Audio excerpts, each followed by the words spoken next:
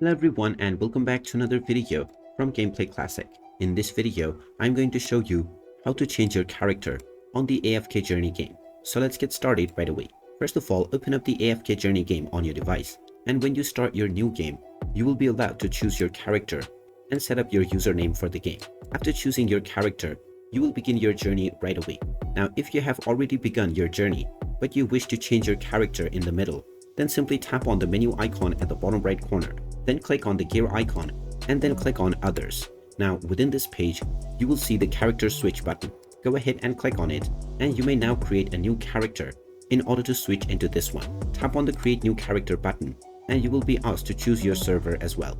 You can choose your desired server and proceed forward with creating your new character. This will now take you back into the game's initial page. And now after watching the cutscene that appears at the beginning, you will be allowed to create your new character once again.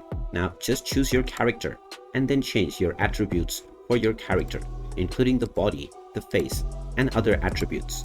Once you have chosen your desired attributes and features for your player, tap on the confirm button and now you can type in the name for your player as well. After choosing your name, you can tap on begin your journey and now your game will restart with this new character right away.